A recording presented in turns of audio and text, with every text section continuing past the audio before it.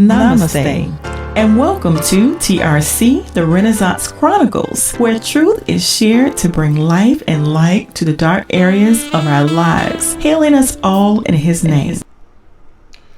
Greetings, family. Welcome to the Renaissance Chronicles. Of course, it's your man, Renaissance Christos. I am so blessed and glad to be back with you. And today, let me go ahead and jump right in because we're not going to waste any time. My men folks, my bros, my whoever you are. And this one can be for men, but I'm coming at my African American, my black brothers. Let me talk to you today. Don't turn me off because it's time. It's time for us to know what an excuse is, to know what our potential is, to reach our potential and to grow and change the course. As the world is going on, and I don't want to say post-pandemic because we still got things we're going through. And if you haven't been paying attention, and some of us may move in fear, this is the reason for this one, because we need to know the excuses that we've made so we can go and step further and move on. I love my men. You know what I'm saying? Bro, I'm with you. I know the struggle. I've been there. Many things I have been a part of that were not beautiful, that were not welcoming, that were not warm and all fuzzy. They were cold, hard, dark places, and it had to do with my skin, my melanoma. But it was chosen for me to have this at this time in this season, and it's chosen for you to have yours as well. And I am here to tell you how powerful you are. Not because you drive the biggest car, because you have the job, or you have the house, the car, you have the affluence at your job. It's because of what's inside of you. And this chronicle is how we gonna get down. So if you hear a few expletive curse words and stuff like that, get beyond that, listen to the message and let's flow together, because I'm all about us growing. I'm watching the course of the world, and people read the revelations, tribulations, and the rapture and so on and so forth, and they're moving cautiously and scared and fearfully, and well, I'm gonna just keep on doing what I've been doing. And that's the reason why this chronicle, I pray, touches not just one but the entire globe. The best way to start off this chronicle about no excuses, and by the way, no excuses is spelled K-N-O-W excuses. We as men have made excuses for our plight, for things that have happened. And then we use the systems that have always tried to hold us back as a reason for why we can't move forward now, or why we can stay complacent now, why just getting this is okay now and I don't have to do anything. No, it's about us. The reason why I'm coming is our family is completely disintegrated. Our family has been broken down. Our family has been disassembled so they could take over. And there are some things that are coming in the next few years that, for those of us who are prepared, we will be protected, as I've been reading. But those of us who just keep on casually doing this, going after our jobs, trying to stack up your 401k and this and that and the third so you can look successful and be successful, we got to go ahead and eliminate all that stuff. We got to get back down to business. Now, when you go to a water fountain, that's the question I like to ask. You know, you go to get some cool, fresh water, you done work hard and you need a little quench. You go and you press that little knob or whatever contraption you use, and you drink water. And it's good and it's refreshing and it's cool. Now imagine if every once in a while you go to that same fountain and rusty water come out of it. You don't know when the rusty water is coming out, but I can speculate real quick. A lot of my brothers out there, I think you would stop using that water fountain, wouldn't you? Yeah. You don't want to drink no rusty water when you're in the middle of some thirst. So that's why the no excuses come up, because when the Bible talked about does a fountain bring forth sweet and bitter water at the same time, what it was saying was there is no neutral ground. You either tell the truth or you tell a version of it called a lie. And as a young man, I spent a lot of my time around the older men. I just learned a lot from them, and It helped me to grow and to not be so juvenile, even as a 20 and 30-year-old man. And those men would share some advice, and some of it I would take. Some of it I would act like I never heard it. And the reason why is because sometimes people give bad advice based upon their circumstances or things they've been through. And in our culture, black men, we share a lot of things with our younger brothers and nephews and others. That's bullshit. See, I told you this is a different chronicle, all right? It's not the same one. Same message, same person, his power. And when we share this bad advice, what do you think is going to happen? More of what we've already been doing. More of us going to prison. More of us having babies and not taking care of them. More of us not doing our duties. More of us sitting at home not wanting to get a job. More of us like being petty. More of us being envious of each other. And yeah, I'm coming strong, but I want to be real, bro. You know this is real. Go to your job. My new job that I'm at now has me in a place where I work in a plant with hundreds of men every single day. And I've been there since January, and how the day starts, I just didn't like it. So I would distance myself from the chatter. Because at 6:30 or 5:30 in the morning, they're come in talking about their favorite sports team or their cars or what woman they conquered or what lie they told or how they got away with this or what jug. Whatever they do, they're spouting it to each other, and there are pockets of them, 6, 8, 3, just all going on and laughing and chuckling. And I was like, wow, this is how we get along? This is why we are in the situation we're in right now, black men. We walk around spreading lies to each other, hoping it's going to make us seem better or the top dog. In the end, we're all losing. Our families are losing. Our children are losing. And the people who depend upon you, they're losing. But we're going to take all of that back one step at a time, one truth at a time. My grandmother used to say something about empty wagons make the most noise. Grandma, you know exactly what you're talking about.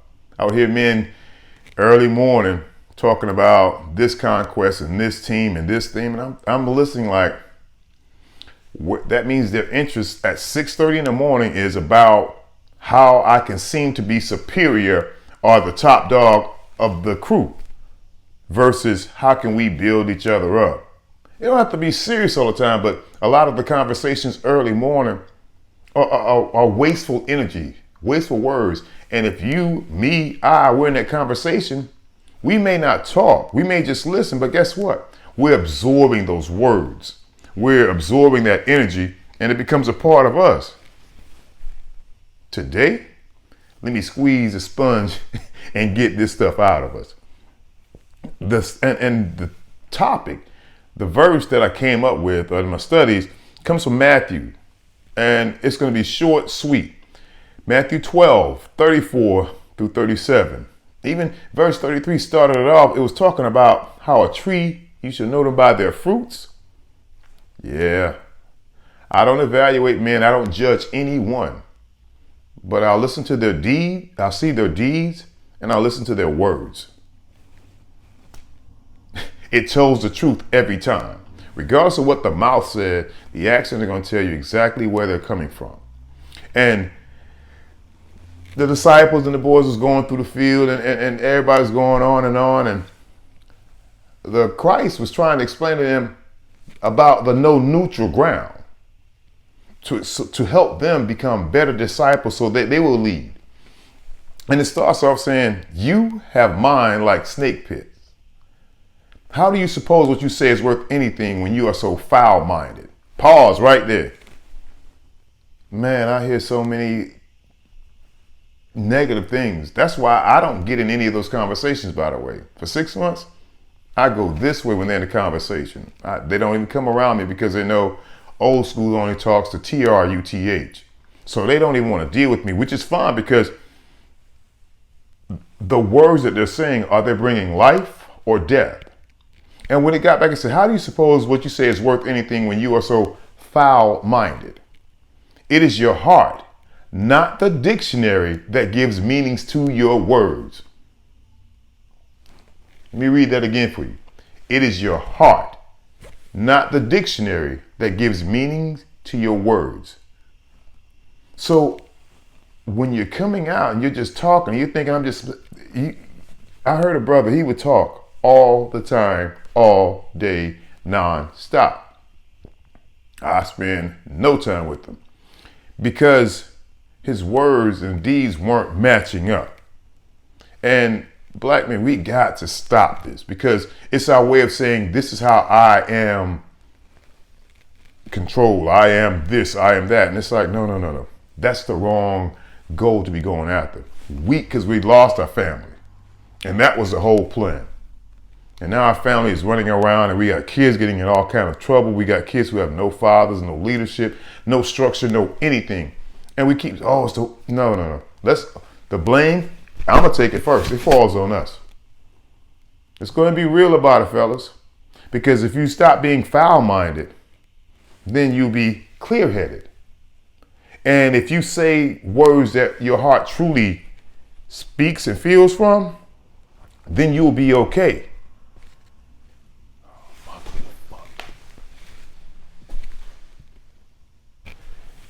Yeah, so forgive the interruption. Had a slight little glitch, but we're back. And what I really am so glad about with this message about what excuses we're making, there was a quote by, I think it's Sophocles. He said that no enemy is worse than bad advice.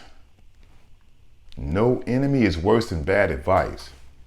I remember these men telling me, you need to go ahead and have sex with all the women you can and da-da-da-da-da. And I heard it and I listened and I thought about it. I didn't follow it though, family. I chose my own path because it just didn't seem like I was watching them and they were going through too many struggles and had babies. And I was like, no. I stopped right then. And as I got older, men kept giving me advice from things they experienced, but they had not overcome. How can you give advice when you haven't defeated or your results are still the same as yesterday? If you have progress, share. If not,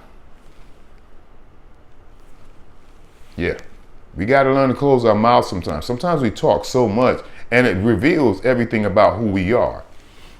The verse goes on to say, an evil person is a blight on the orchard. That means when you start talking that craziness early, morning, afternoon, daytime, phone, or wherever you're talking about, you can infect something. And when that infection starts, it spreads. An infection kills. We don't want this, family. You know, fellas, we want better for our family. So it's time for us to step up and do better. You know, the quote says, if you know better, you do better. Yeah, it's a simple quote. Why do we keep telling lies to each other? I was at work on yesterday when the guy just got really upset because I was sharing some things and he was like, old school, you ain't got... I was like, look, I've been telling the truth since the day you met me. I don't lie. I don't pontificate to make myself sound or seem better. I keep it real at 100. It's like, that is what it is. At the end of the story, at the end of this chronicle, you'll hear a story and I'm going to show you how real I am because I don't make any excuses for where I am. I make excuses for where I'm going. I don't make excuses for where I'm going, excuse me. In fact, you can look at this setting right now. Remember my last city? How about go to the other chronicles and look at it? I was inside a room with one window and one door. You can figure out where I was located at. And I was around a bunch of meth heads, dope heads, prostitutes, whatever you want, color, shape, and size. They were coming in there day and night at that hotel I was working in and staying in. And when I kept listening, it was one occasion this man came up and we were outside just relaxing, which I normally never would do. And I said, let me kick it with the bros for a minute. Older guy came up and started talking about a city that I actually lived in. And he was like, well, yeah, this city has all the HIV and AIDS in it. You go there, you can get messed up. And I'm thinking, wow, I lived there for 9 years. And I was like, he didn't even understand the per capita ratio. I started talking to him about that. But long story short, I just politely blasted.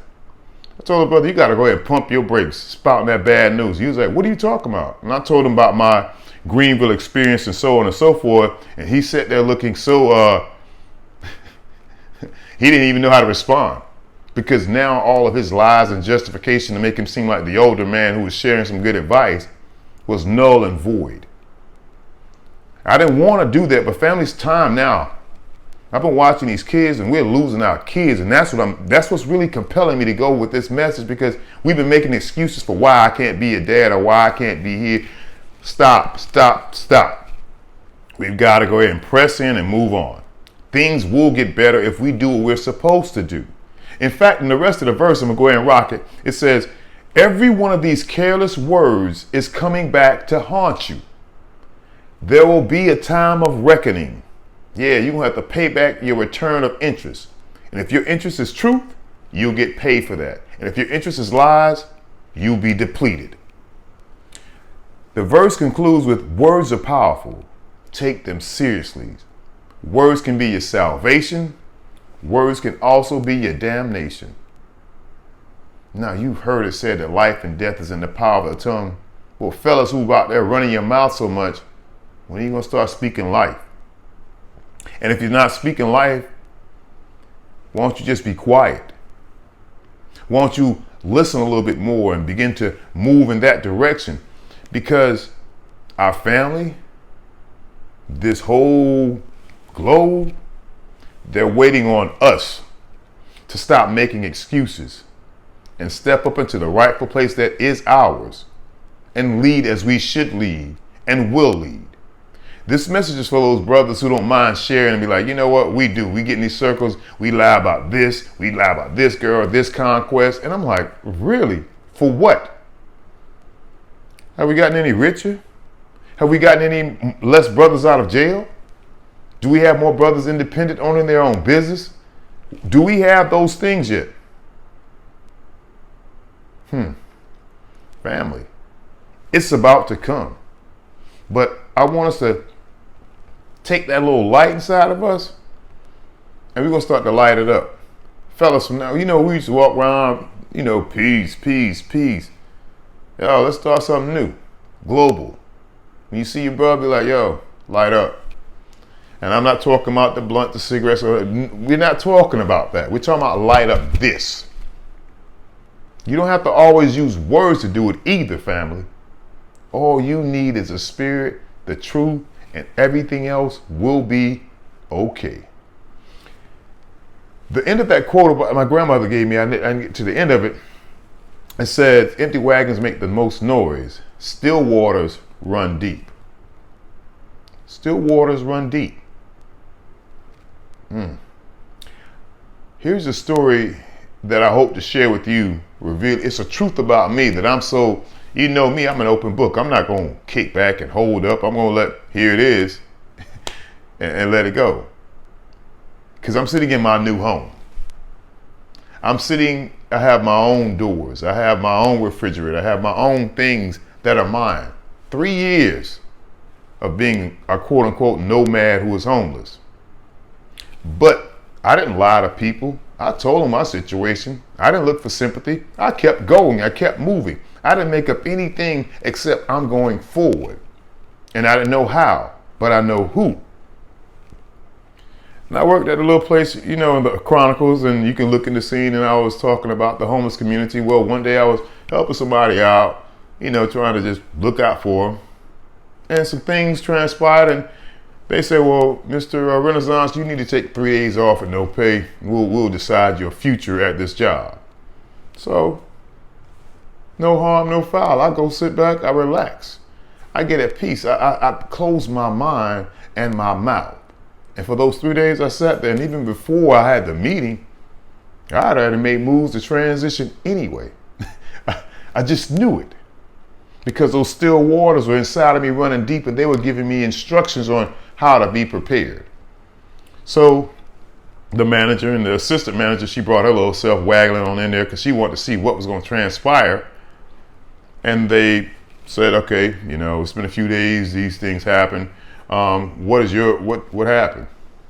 I told the manager exactly what happened, exactly what I did, and exactly what he didn't expect.